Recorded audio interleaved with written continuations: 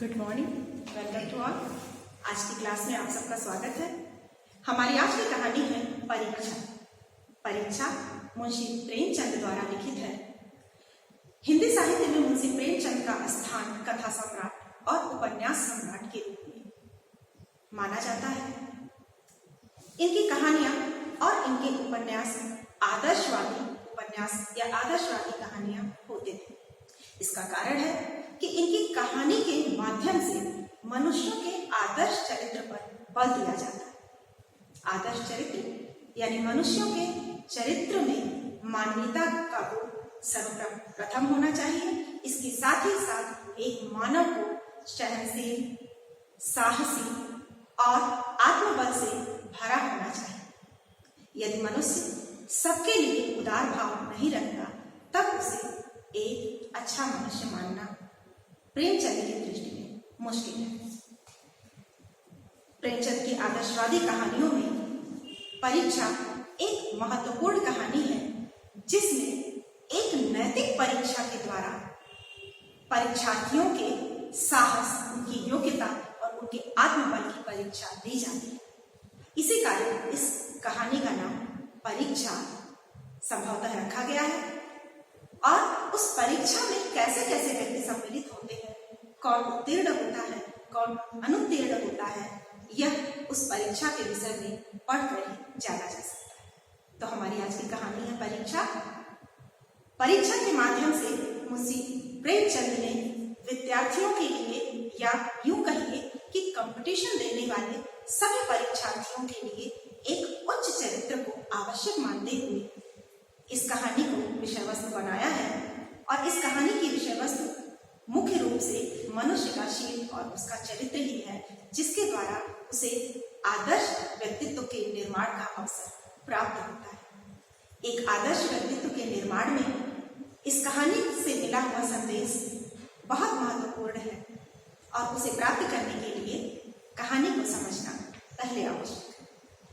तो सर्वप्रथम हम कहानी पढ़ना स्टार्ट करेंगे और कहानी के साथ साथ उसकी व्याख्या भी चलती रहेगी। जब रियासत देवगढ़ के दीवान सरदार सुजान सिंह बूढ़े हुए तो परमात्मा की याद आई। जाकर महाराज से विनय की। दीनबंधु दास ने श्रीमान की सेवा 40 वर्षों तक की। अब मेरी अवस्था भी ढल गई है। राजकाज संभालने की शक्ति नहीं रही। कहीं भूल चूक हो जाए तो बुढ़ापे में दाग लगे, सारी जिंदगी की नेक नामी मिट्टी में मिल जाए। जब देवगढ़ रियासत के सरदार सुजान सिंह थोड़े बूढ़े हो गए तो उन्होंने अपने राजा से जाकर प्रार्थना की कि अब मेरी वृद्धावस्था आ गई है और इस वृद्धावस्था में कार्य करते करते अगर कहीं कोई भूल चूक हो गई तो हे महाराज, मेरे जीवन भर के चरित्र पर दाग लग जाएगा। इसलिए अब मैं आपसे प्रार्थना करता हूं कि मेरी सेवा समाप्त की जाए, क्योंकि अब मेरी उम्र ढल रही है। चूंकि राजा साहब उन पर बहुत विश्वास करते थे, उनके ऊपर इतना दृढ़ विश्वास था कि राज्य के सारे कार्यकाज उनकी मर्जी से चलते थे, उनके सहयोग से, उनके मंत्रणा से चलते थे। वह अपने दीवान को बहुत सम्मान करते थे। इसलिए उनके इस प्रकार निवेदन करने पर वे थोड़ा निराश हुए और उन्हें क्या उत्तर दिया। राजा साहब अपने अनुभवशील, नीति कुशल दीवान का बड़ा आदर करते थे। बहुत समझाया, लेकिन जब दीवान न माने तो हार कर उनकी प्रार्थना स्वीकार कर ली। साथ ही यह शर्त लगा दी कि रियासत के लिए नया दीवान आप ही को ढूंढना पड़ेगा। जब राजा साहब ने सुना तो उन्होंने तो पहले उनकी प्रार्थना स्वीकार नहीं की।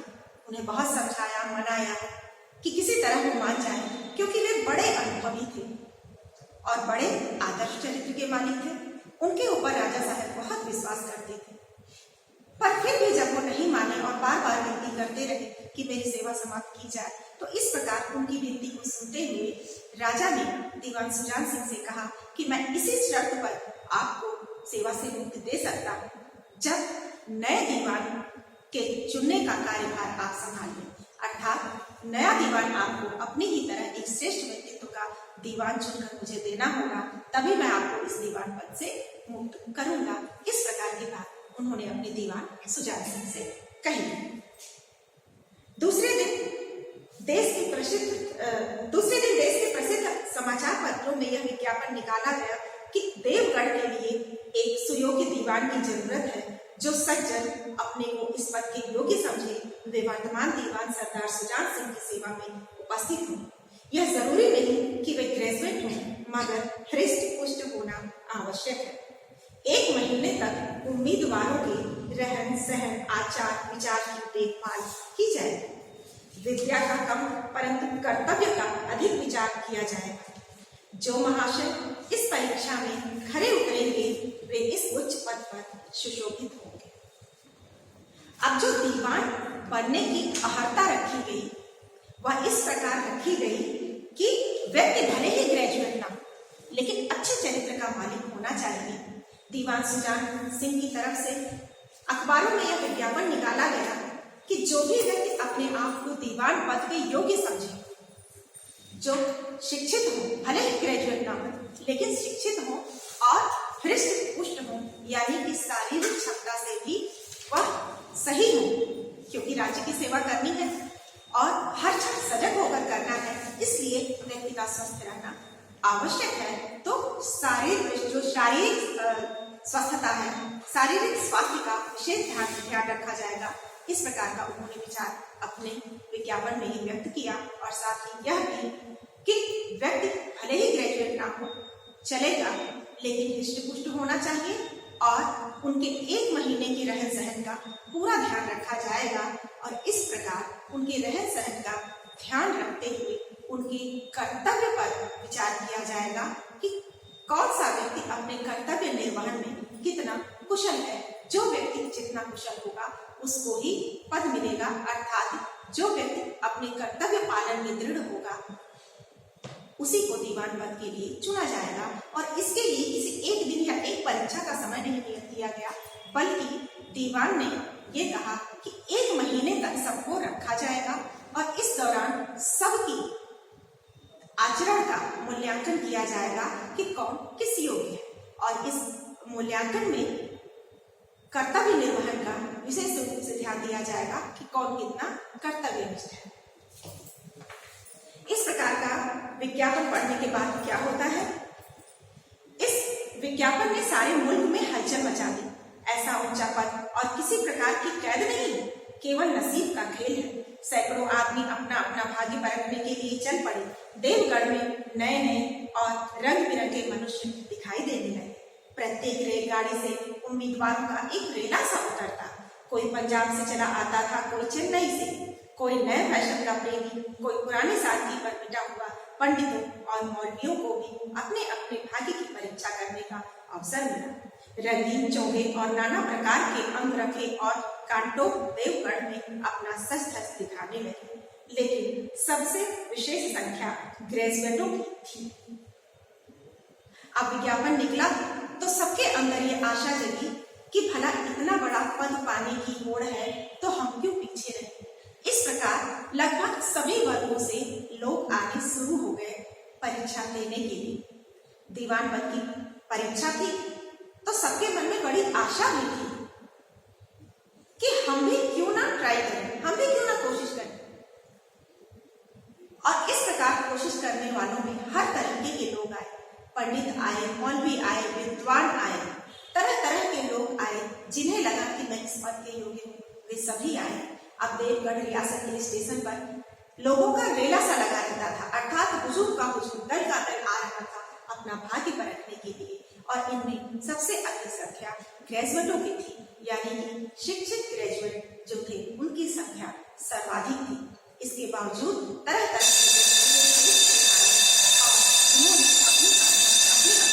दिखाने का प्रयास करना आरंभ कर दिया और देवगढ़ में पूरे देश से आए हुए रंग बिरंगे लोग दिखने लगे।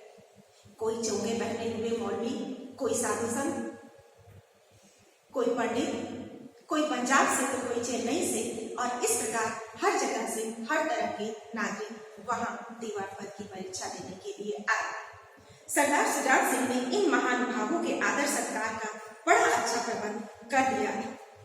लोग अपने अपने कमरों में बैठे हुए महीने के दिन गिना करते थे। हर एक व्यक्ति अपने जीवन को अपनी बुद्धि के अनुसार अच्छे रूप में दिखाने की कोशिश करता था, लेकिन मनुष्यों का वह बूढ़ा जौहरी आड़ में बैठा हुआ देख रहा था कि इन बगुलों में हंस कहाँ छुपा है।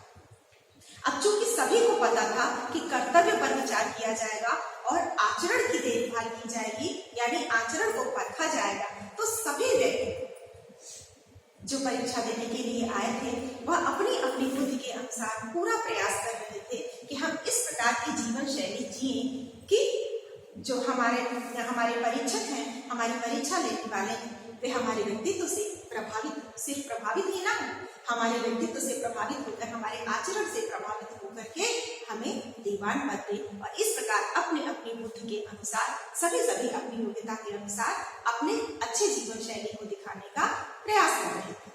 परंतु आड़ में बैठा हुआ मनुष्यों का जौहरी, यह शब्द प्रयोग किया जा रहा है सरदार सुजान सिंह की। सुजान सिंह क्या सोचते हैं? सुजान सिंह सभी मनुष्यों को बगुला समझते हैं, और जैसे बगुलों के बीच में से उनके समान रंग वाले हंस को ढूंढना मुश्किल होता है, उसी तरह दीवान सिंह के लिए भी यह एक कठिन चुनौती थी कि वह इन बगुलों में से हंस कैसे ढूंढे। अर्थात इन सभी ने अपनी अपनी तरफ से अपने चरित्र को अच्छा दिखाने का प्रयास किया है, अच्छे व्यवहार और रहन सहन को दिखाने का प्रयास किया है। तो इनमें से हंस को, यानी कि दीवान पद के उचित प्रत्याशी को, अच्छे प्रत्याशी को और कर्तव्यनिष्ठ प्रत्याशी को कैसे चुने? सुजान दीवान सिंह इस चुनाव के लिए कौन सी परीक्षा निर्धारित करते हैं और किस प्रकार से परीक्षार्थियों में से एक अच्छे दीवान का चयन करते हैं, इसकी चर्चा हम अगले भाग में करेंगे। तब तक प्रतीक्षा करें।